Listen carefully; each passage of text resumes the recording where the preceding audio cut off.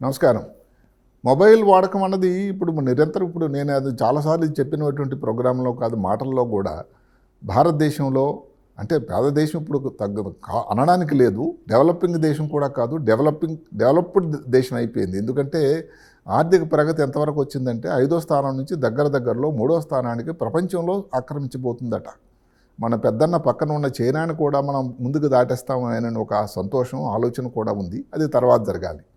ఇప్పుడు ఇంత జనాభాలో మొబైల్ ఫోను లేని వాళ్ళు నిజానికి లేరంటే అతిశయోక్తి కాదు కదా.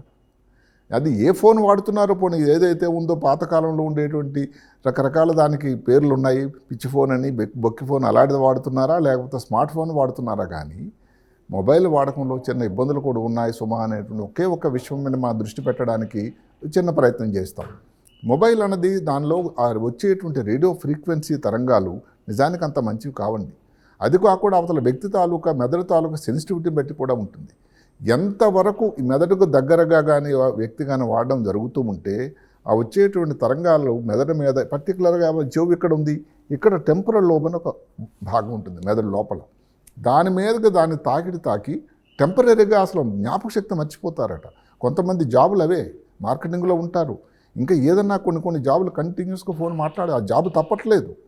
మనం ఏదో చెప్పినంత ఉచిత సలహా అసలు ఫోన్ అంతసేపు మాట్లాడకని చెప్పడం చాలా, ఉదయం నుంచి సాయంకాలం వరకు చేసి 8-10 గంటల్లో వాళ్ళ పని ఫోనే. మరి అలాంటి వాళ్ళు ఏం చేయగలరు?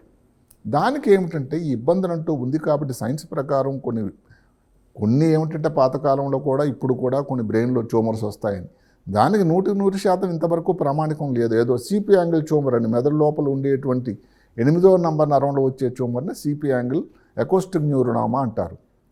కానీ నిజానికి మొబైల్ వాడకానికి ఆ ట్యూమర్కి ఇంతమందిలో వచ్చింది అని ఇప్పటికి కూడా 100% అనేది లేదు. కానీ మెదడు జ్ఞాపక శక్తిలో తేడాలంటే టెంపరీగా ఉండడం మాత్రం ఎంతోమంది కంప్లైంట్ చేస్తున్నారు.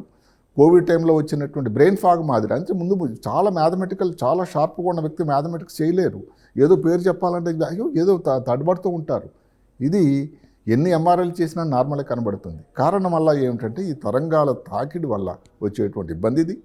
దానికి నేను మీ ఉద్యోగం మార్చేయండి లేకపోతే మొబైల్ వాడకండి అని చెప్పేదానికన్నా ఎంత దూరంగా మెదడుకు దూరంగా మీరు ఉండేటట్టు మొబైల్ వాడకం చేస్తే అది అంత ఉపయోగం ఉంటుంది, మంచి అవుతుందని ఒక చిన్న సలహా.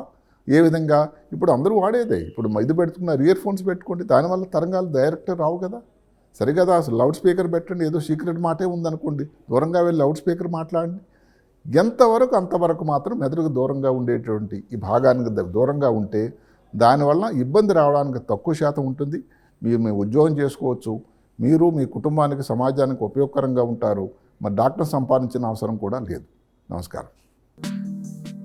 అద్భుతమైన ఆరోగ్య వీడియోల కోసం 3TV హెల్త్ ఛానల్ ని లైక్ చేయండి, కామెంట్ చేయండి, సబ్స్క్రైబ్ చేయండి, అలాగే షేర్ చేయండి. Thank you.